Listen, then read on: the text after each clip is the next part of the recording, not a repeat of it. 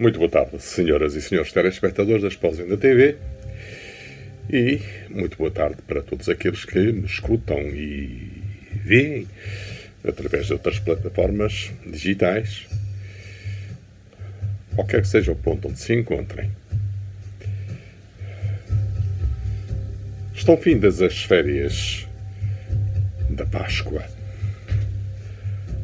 Melhor, terminaram as festividades da Páscoa. Apressámo-nos para chegar ao domingo seguinte, ao chamado Domingo de Pascuela.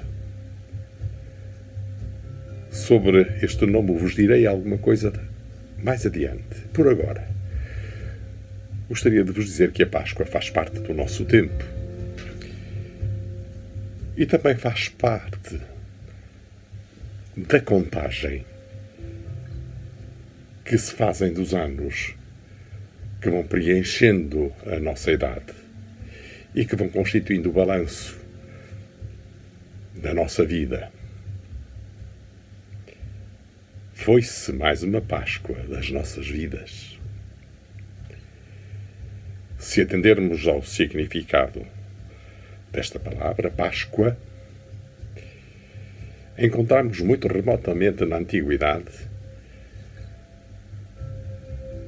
o nome de passagem. Realmente, Páscoa quer dizer passagem. Tem esta raiz festiva porque simbolizava ou comemorava, melhor dizendo, a saída dos judeus, por consentimento do respectivo faraó, do Egito, liderados então por Moisés, sendo que também Jesus celebrou em Jerusalém esta festividade, Pesach, como se dizia em hebraico, que assinalava efetivamente esta passagem dos israelitas e que também, por sua vez, assinalava a passagem do anjo que exterminou os primogênitos egípcios, conforme as referências feitas no Antigo Testamento. Esta ideia de passagem também se colou ao episódio da ressurreição e a ele se associaram os rituais da época, designadamente a imolação dos cordeiros e a degustação do pão ázimo como alimentos sem qualquer impureza ou contaminação, e que terão servido, inclusivamente, de base para a instituição da Eucaristia na última ceia, antes do supremo sacrifício do Filho de Deus, Jesus Cristo. Dizia-vos que a Páscoa também marca a nossa passagem pelo tempo, com todos os pormenores de gáudio e de aprazimento, após dias de recolha e de contenção. A lembrança dos sabores e dos cheiros que inundaram a nossa juventude e que caracterizaram esta época festiva, preenchem agora a nossa memória e trazem este sentimento de saudade que tem a faculdade de fazer esquecer os inquietantes sacrifícios que hoje experimentamos e que podemos até tomar como subsidiários da nossa fé penitencial.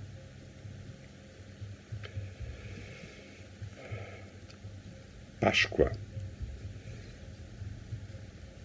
tem ligado a si, ligado ao seu nome, muitos outros nomes, dos quais ao retiro aqueles que vos falei há bocadinho, Pascoela e Pascoinho, ou Pascoinha, que é o nome dado ao domingo que se segue à celebração da Páscoa. São diminutivos que traduzem este significado de Páscoa pequenina, ainda com os ecos da celebração festiva do domingo anterior.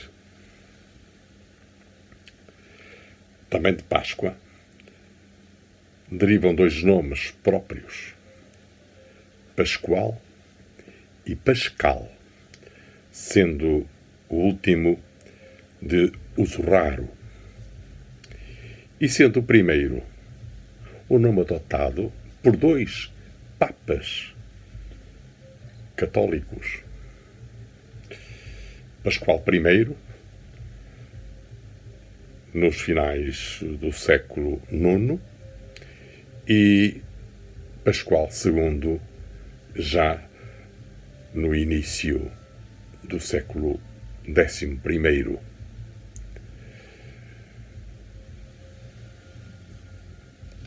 Páscoa também originou o verbo pascoar, com o significado de passar a Páscoa.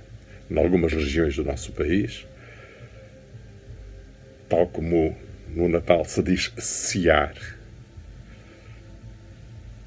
na Páscoa diz: eu vou este ano pascoar com os meus pais, ou pascoar com a minha família. Coisas interessantes que só a língua é capaz de fazer, na sua imensa razão para significar as coisas de que nos servimos e que constituem a nossa forma de estar sobre a Terra. E esta forma de estar origina em cadeia outras formas de estar, e algumas vezes até com implicações no nosso sentir e no nosso pensar.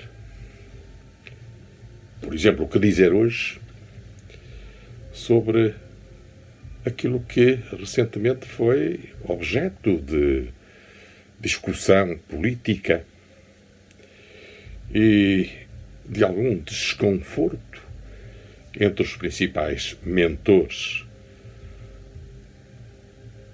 do topo da nossa hierarquia governativa. De um lado, o Presidente da República, do outro lado, o Primeiro-Ministro, acentuavam ou davam corpo àquilo que parecia um desencontro de posições entre dois elementos que sempre pautaram o seu procedimento por uma forma mais ou menos convergente e sempre segura pelo consenso que originavam. Pois desta vez, aqueles que eufemisticamente poderiam ser designados por faraós do nosso tempo, viveram alguns momentos de indecisão, dando, como disse, algumas indicações também que pode contribuir para prejudicar a nossa coletiva adesão aos sacrifícios que nos são impostos pela pandemia. E digo-vos com muita sinceridade e fazendo jus à minha miserável ignorância política, que não esperava nada que viesse, porventura, arrastar para o desnorte aqueles que, coitados, vão sobrevivendo, lutando por um presente melhor. E, sinceramente, não percebo este quase desafio e este quase confronto. Em boa verdade, as discussões e as tentativas de explicação que são produzidas pelos nossos comentadores habituais, ouvindo-os, tentando percebê-los, não encontro nenhuma clarificação para os acontecimentos que nos trouxeram até estas posições aparentemente contrárias. E eles sabem disso. E depois são tantas e tão sublinhadas as declarações da inexistência de qualquer crise, que cada um de nós poderá ficar a pensar no seu íntimo que tudo poderá ser capaz de ser resultado de uma cumplicidade que não ajuda, apesar de estrategicamente concebida e concertada, não ajuda nada para garantir a tão desejada estabilidade que deve presidir aos anos vindouros, à qual se agarra e se sustenta e obriga uns números que têm de ser aprovados em próximos orçamentos. É difícil entender estas coisas, porque mesmo que me desfaça em procura daquilo que preside a estas inconformidades, não encontro solução para a quantidade de sínteses que vão dando mostra de que algo pode não ter corrido tão bem, ficando por se avaliar o mal que daí resulta, ou vai resultar.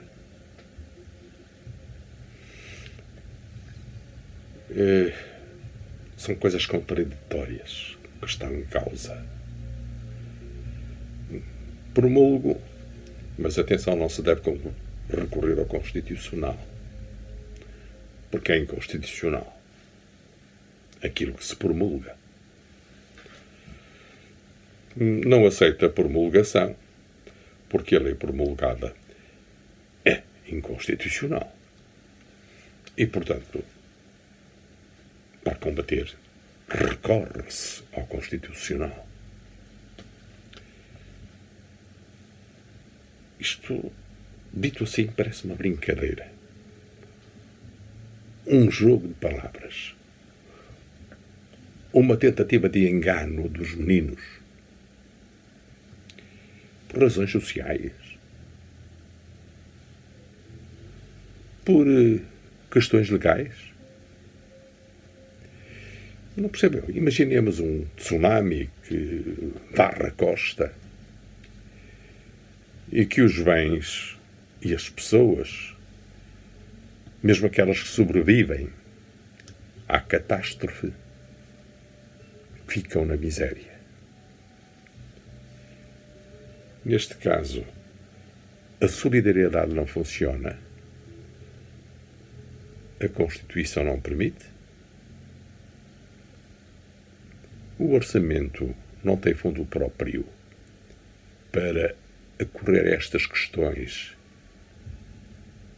e para dar algum consolo e proteção a qualquer cidadão contribuinte que se encontre numa posição desfavorável perante acontecimentos desta natureza?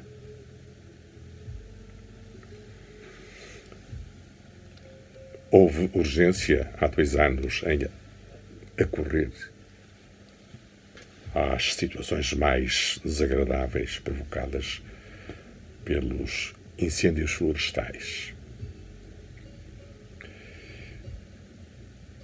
Não foi a solidariedade humana através do governo quem respondeu e decidiu na urgência consequente àquela tragédia. E o que se resolveu, alguns até aproveitaram vergonhosamente a resolução, não tinha um enquadramento orçamental. E nessa altura houve coligações negativas. Eu não entendo o que é isto do posso, mas não quero. E do oposto, quero, mas não posso. No meu modesto saber, a solidariedade não tem regimento nem barreiras. Acho que neste caso a participação solidária poderia funcionar da mesma forma que funcionam as contribuições para a segurança social e que depois resultam na pensão calculada para os contribuintes aposentados e que se fundamenta num cálculo baseado nos descontos feitos para a segurança social pelos contribuintes no seu período ativo. Pois, se calhar é melhor fechar os olhos até que a caravana passe. Só que na caravana vai muita gente com a vida desmontada e outros já apiados, alguns mais derriados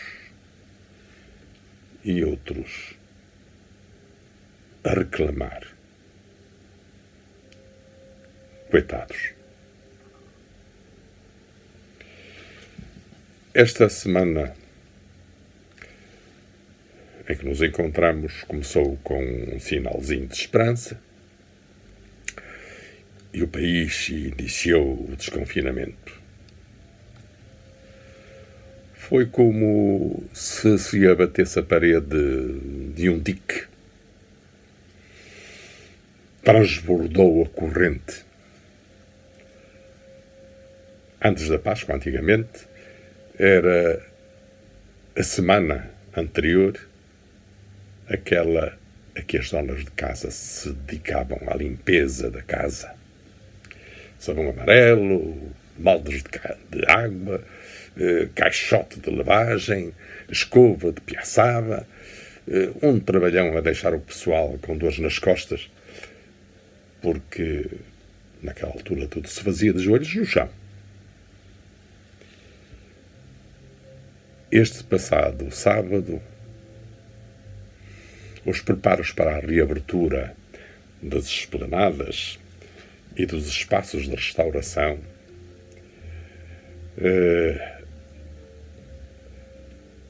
fizeram escorrer muita água e gastar várias embalagens de sabão líquido. A paragem que se verificava antes deixou marcas de musgo e de bolores verdes nas mesas e nas cadeiras há tanto tempo encaixadas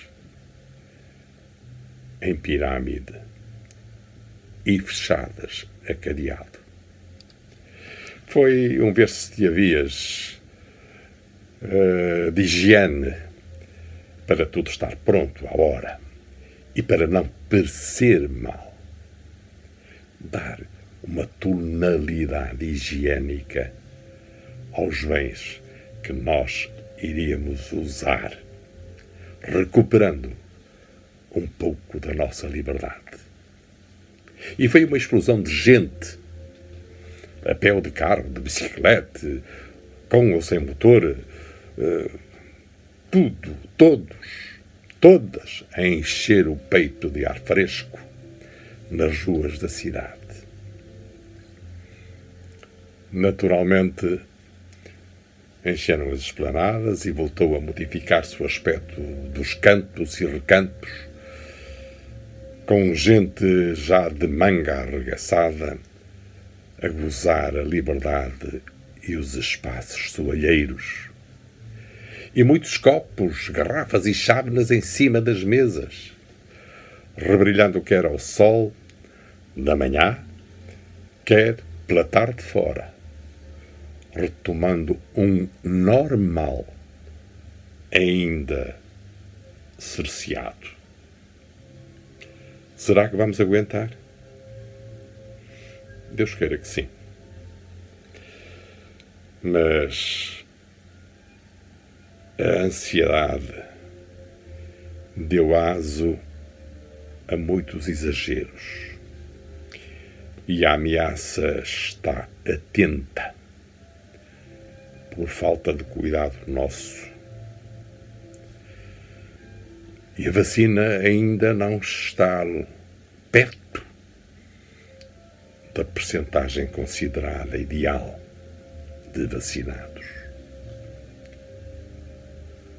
Daqui a alguns dias saberemos se carimbamos ou não a regressão a um passado próximo que tanto nos custou viver. Não se esqueçam da máscara. Senhoras e senhores ouvintes, pode tomar-se o café e deve tomar-se o café sem sentir a obrigação da máscara. Mas depois, ela é essencial em cada mesa onde se sentarem para aproveitar uns bonitos pôres do sol que vamos tendo. A propósito da Páscoa, gostaria de vos ler um poema que escrevi em 2016 e com o qual termino o contacto de hoje. Sinceramente, não me recordo se alguma vez o li. neste programa, mas podendo ser incluído e o tema ser atualizado, aqui vos apresento estudo. Manhã coberta, chove.